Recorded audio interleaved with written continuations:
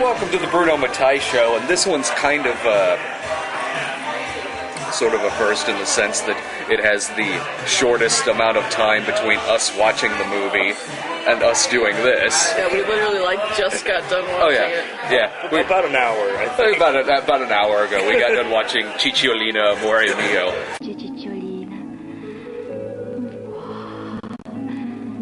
E ci sembrerà di fare. Honestly, it doesn't even make that huge of a fucking difference because I didn't know what the hell was going on in the goddamn movie anyway.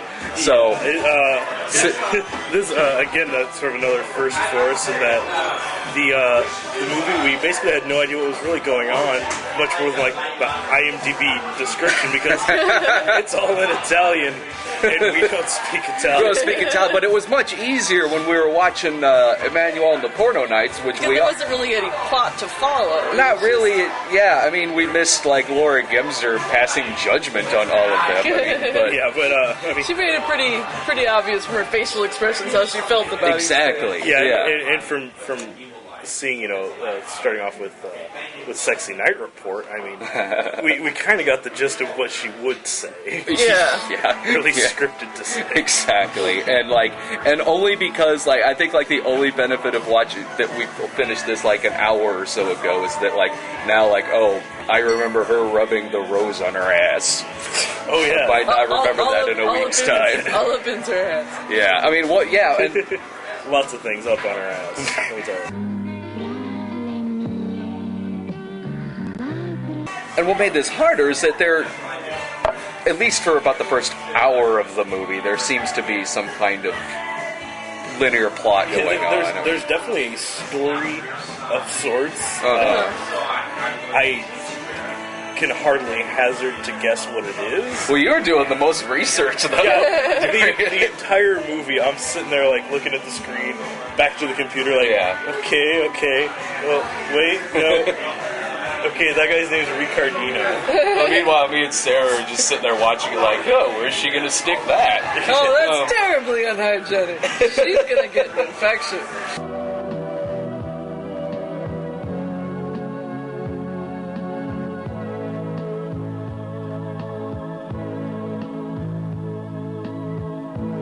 Well, maybe you should talk about who exactly Cicciolina is. Yeah. You did the... I am American and Italian IMDb. Yes, I was running multiple screens in multiple languages. Apparently, and I feel horrible because at this exact moment I cannot remember what her actual name is. Oh, it was Elena Stallings? Yeah, something about that. And even that is a stage name. That's not even a real name. Yeah. Staller. But she, yes, Staller. Yeah. But she goes by the name Cicciolina because of, and this is why the movie is sort of following her life, kind of documentary style, kind of. It's a week in her life. Exactly. Because she was actually a model that got a gig doing a late night call-in radio show. Like a sexy Dr. Who. Exactly. Yeah, it was basically sort of Italian love line, except in the 70s, and apparently fairly raunchy for the time. Like we said, it was like that hotline with Shannon Tweed or whatever it was called that used to be on Cinemax. Exactly.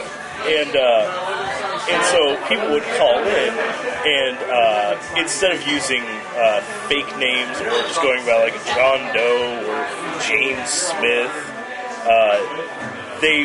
she would give them a name if it was a guy, it'd be Cicciolini, or if it was a girl, it'd be Cicciolina. But apparently, then for herself, since she did that all the time, she got the nickname Cicciolina. Didn't we discover that stuck? Cicciolini and Cicciolina means basically Mr. and Mrs. Snuggles? Her Cicciolina was Cuddles, right? Cuddles, yes. It basically translates to Cuddles. I guess Grandma's old poodle. Kind of tenuous translation. Nella fantasia, immaginare di vivere una giornata di primavera, una giornata che ti mette addosso una voglia matta di vivere, e dalla tua finestra senti entrare il profumo dei fiori.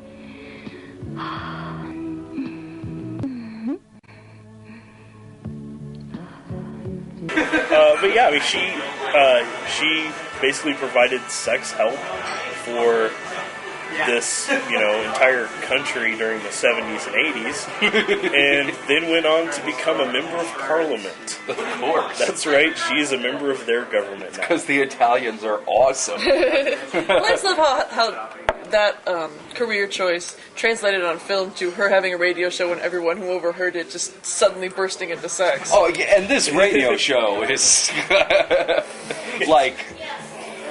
It had to have been like what we all wanted Shusha to be like in the 90s, which it wasn't. No, me and all my friends back in the early 90s. But this thing is just intricate as hell. Like, it's pretty much a late night sex television show. Yeah. It seems to be broadcast on the radio. Night, but a lot of the scenes seemed like they were supposed to be taking That's place true. at like 9 or 10 o'clock in the It morning. was because the people listening were eating toast. Yeah. Later on in the movie, you lose all perspective of what time it's supposed to be, because at first, our kind of guy that we assume we're following until he disappears, Rick Cardino. Oh, fucking Robin Gibb. Yeah. He's listening to her at night because in real life, the show that she did was basically the translation of it basically comes like, "Do you want to sleep with me?" was her radio show's name. And so there towards the beginning it seems like it's only listened to at night, but then by the end of the movie, people listen to it. It's lunchtime. People are having breakfast. It makes no sense. Se in premio una fantastica gosuttina. Sarà un happening che non dimenticheremo mai più. Mai più, Cicciolini. Mai più. Well, and also the fact that there's stuff going on this radio show that I don't think that she's aware doesn't translate very well over the radio. Oh, like Not sure blowing bubbles? Yeah, the bubbles, exactly. The bubbles. Squirming in the giant She's dome. in that, that giant bubble like the women at the end of Crank. And that's when the movie got like really weird, because it was it basically just turned into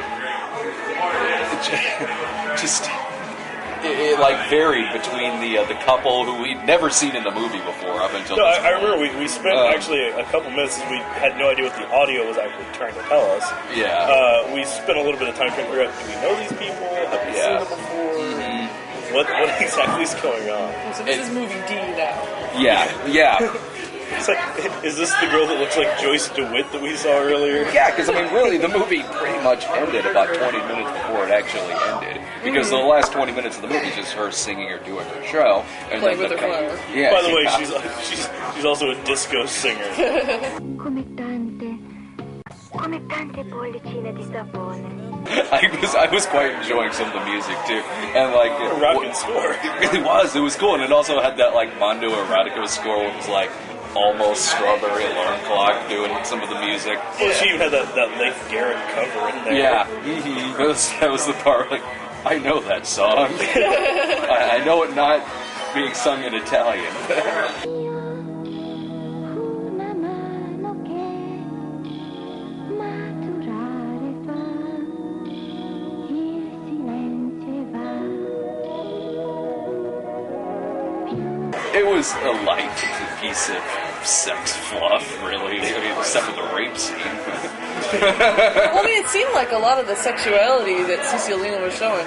Cicciolina, excuse me, I'm saying it wrong. Sorry, Italy. Wasn't so much like sexy lady nudity as much as it was little girl doesn't understand it's inappropriate yet nudity. Well, Like, we said that's this true. when we were watching. There was a lot of moments where, like, she'd be standing there, all of a sudden she'd just lift her skirt over her head. Not because it was like a sex scene or anything, but, just to let it breathe. Yeah, like, while she's walking down the street, like, there's that little montage at the beginning where she's walking around the streets of Rome. Yeah. Just, like walking, like, on a bridge, just, like, holding up her skirt like that. Causes a traffic jam. Yeah, like Or, like, a half the top 16 falls car off and she pile doesn't up. even bother making it back up again. No, just keeps on walking with her weird, creepy, stuffed animal. Oh, God, that thing looks so Oh, that skanky. thing. Kind of Yeah, looks like that a cross little Fraggle. between... Yeah, between, like, a Care Bear and a Fraggle. Like a mold green bunny rabbit. Ah, vedi, quella è Cicciolina! Guarda, se si può Ah, andare Cicciolina, sei tutti noi! Also, I mean, we kind of mentioned this too. It really, because we didn't realize until about half hour into it when you saw it on the web that she actually is playing herself in this. Because at one point we were confused because she's going by Cicciolina, yet when it shows her on a magazine cover, it's her real name on that. Yeah. It's kind of like, oh, Bruno, goof. She actually is playing herself in this thing. So, and then when we found that out, it started feeling more like that, Madonna sex video that was out. It's basically kind of following her like it's supposed to be her real life, but Julie tells me her real life isn't quite that fast paced.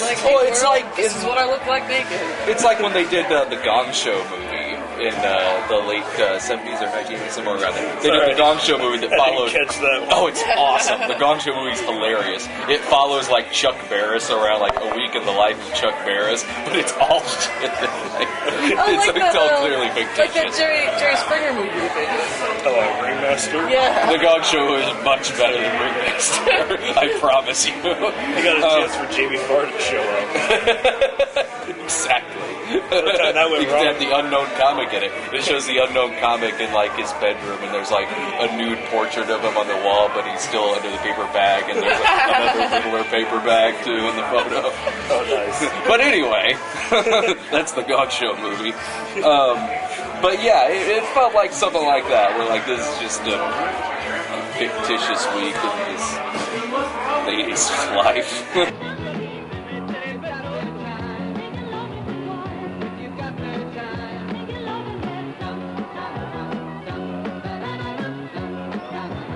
Yeah, there were certain parts though that seemed a little odd where because the general plot is that, or at least towards the beginning anyway, that this kid Ricardina is very, very obsessed with her.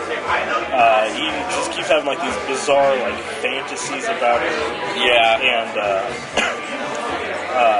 just getting really carried away. Apparently, I don't know if it's just members of his family or what, but they keep trying to ask him about it, but he's just like, whatever. Turns up the radio. Checks out his like floor shrine. Oh yeah, so he lays out all of his porno scraps of her and takes pictures of them.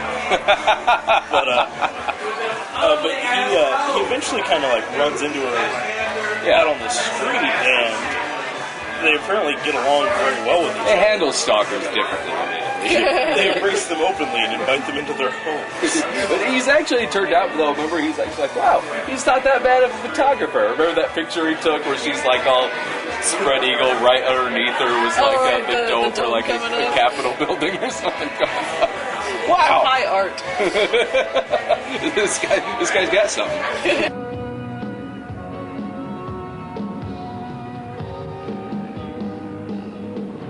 Cicciolina. Cicciolina! Cicciolina, buongiorno.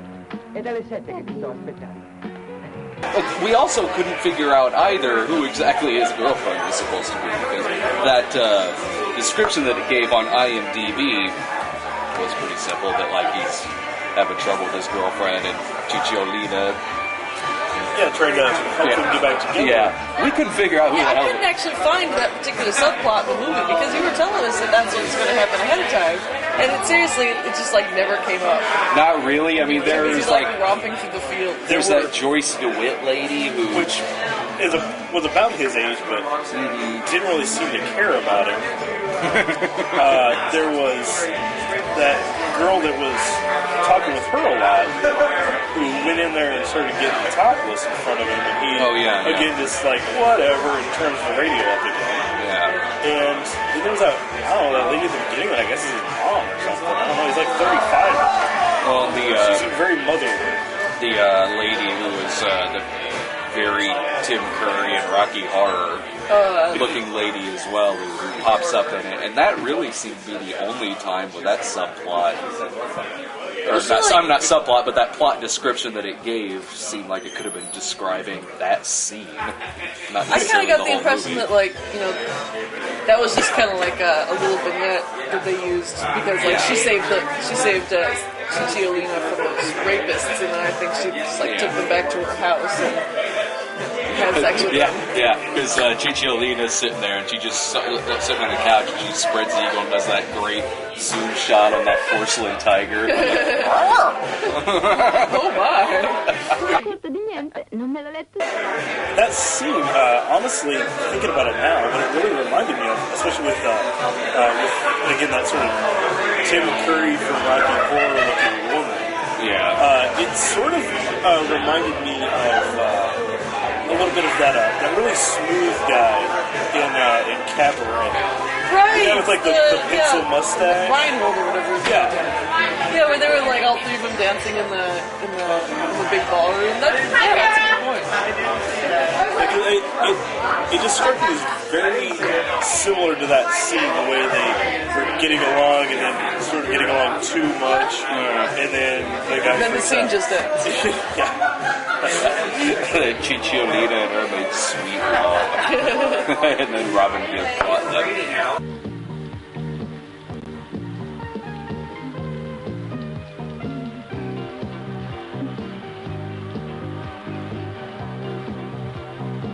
Also, it was confusing me a lot throughout the movie because it seemed to me that frequently throughout this guy's hair was changing length. Did you guys notice this, or was it just me? He was getting pretty Prince Valiant, and then all of a sudden it was back up again. Then it was back up again, and then it would be longer. Like, I remember scenes with Stars. I didn't know if this was the same guy. Like, it seemed like his hair was really drastically changing throughout this. Yeah, but, I mean, you didn't go to the movie to see him. No. You're there to catch Cicciolina. Maybe that could have had something to do with the fact that this movie has 3 directors credited True. to it. Bruno. Y. Matthews. Yeah, Y. Matthews. One that we hadn't seen before. I don't know what the Y is supposed to stand for. That's a question. Well, according to IMDb, it's supposed to be Jimmy B. Matthews. And Yeah. I mean, I when you guess pop in the movie, Y. Matthews. I guess maybe the Jim part got lost.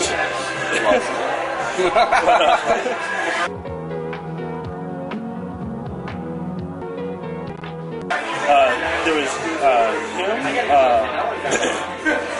the guy that helped with co-writing the script. Yeah. I forget his name.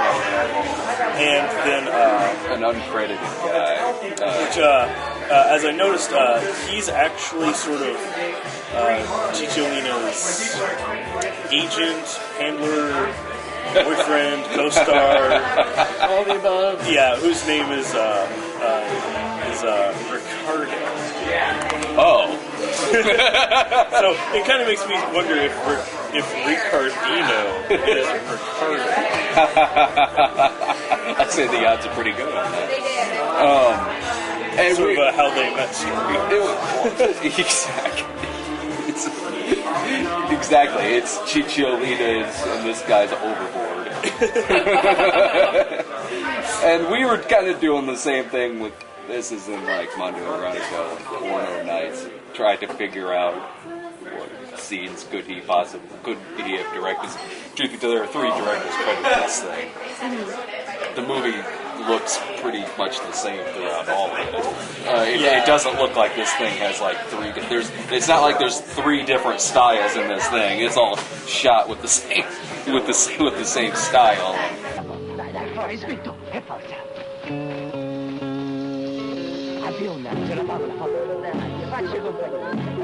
E tirate.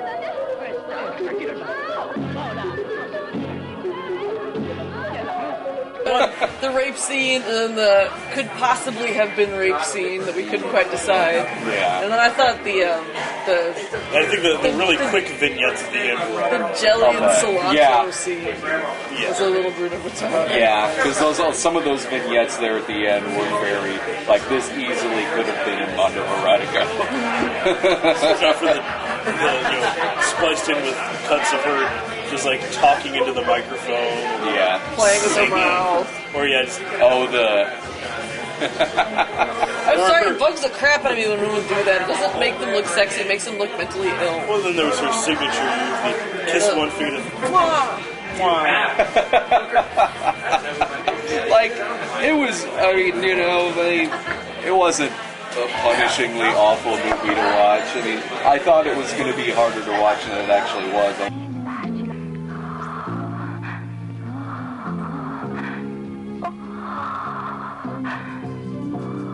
Which, by the way, it seemed like it didn't go pretty quick. I didn't actually... It's 80 minutes. 80? Okay.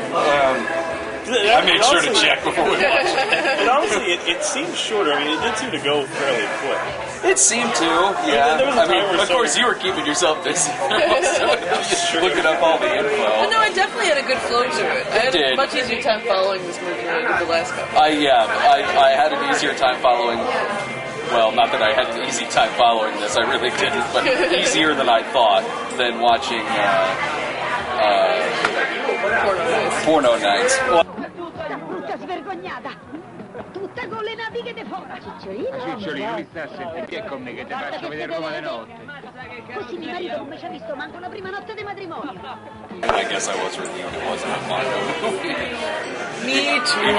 Even though I figured it would be more confusing to follow than a Mondo movie, I just don't like Mondo movies. The next one is it's but this one, the next one though, it's okay because it's not in Italian, no subtitles. It's in German with no subtitles. Oh, Say how good, so we'll know what's going on. because German is the sexiest. It's a language of love. It had Cicciolina. It had some. Sexy might be as strong of a word, but it wasn't as non-erotic as like Women's Camp 119. Yeah, it seemed like some of the sex scenes in Cicciolina did definitely start getting kind of erotic, you know. But I think it was because it was very unpresumptuous about it, you know. But at first, also seemed like being it was so like free about her nudity was starting to bugging me a lot. But it seemed like as the movie went on and you got more of a feel for her personality, it stopped being so annoying. Yeah, but for every scene though that was kind of like that, fairly much genuinely, a good scene. There's a scene that just abruptly cuts to a woman. She's standing. You're looking at her from the back, and this dude just laying on the ground. And she just takes this thing of milk and just starts pouring over her shoulder. You can figure the flow it takes. And you just stand at the bottom like, You're just getting a milk shower down there. And she was covered in jelly too. Jelly and like cilantro and like chopped up onions and like So this was the breakfast scene. So this is like 9 in the morning. She's gonna take another shower. Yeah, I like to think that's how these people start the day after wasting all of their food. Diamoci nella pioggia di questo piacere. Non perdiamone una goccia. C'è dentro il sapore del nostro corpo. By the way, and again, this is bizarre. The whole jelly thing. Well, at one point He's like a big plate of jelly. Who the hell has a plate of jelly? At one point he'd be like, I'm pretty sure I saw him like crack a raw egg out on her after he was done with the jelly. She had a hardware there. Well, she was like rubbing it all over herself in a sexual manner. He's gotta get his protein. She's gotta get hers. Yeah. Provochiamolo insieme. Tanto lo so che lui sta ascoltando in questo momento. Bacia qualsiasi. I have to make sure we can find a scene that shows that snow to splice Oh, I can just blur it. I can just blur the parts of Blur it. like 3/4 of the screen and he's like, choo choo. I put in that scene from Manuel and the Porno Nights with them, the roller derby. the roller derby and the space Xanadu disco thing. I had to teach myself how to use the. Me too. They're the precursors to circus alarm. I just had to teach myself how to use the blur. You can learn it from this movie, Jesus Christ. Oh, these movies keep challenging me the more it goes on. Like, you fucker, you can't find any clips of this fucking movie to put in here. Oh, I beg to differ. I can find something. I don't know, for the scene where she's not fully naked, she's just wearing like a sheer caftan that you can see right there. Oh, it's nothing. I can show that. Where she's totally naked and she puts a dress on her top half and just keeps it on going and drops it down to the floor. It doesn't even stop, she just pulls it all the way over and down and back to the Like, well, floor. that was fun. I really just think she has difficulty with clothing. I mean, that's the long and short of it. That's why she's naked so often. It's like her shirt flops over and she's like, oh, whatever. She just doesn't understand how clothing works. Forse è un po' fuori moda, ma era il più divertente e poi mi piaceva così tanto. She stands out more than the person. That's the important thing. Exactly. Except maybe not, because one of the things I found out is commonly during her speeches, she'll just like flop out some titties. That's what they all do in Italy. They call it filibuster. Isn't it a sign of respect there? we could ask her if she's Italian. Honey, you're Italian. The camera's not picking it up, but that was a death glare. Oh, honey, I love your people very much. We'll see you next time.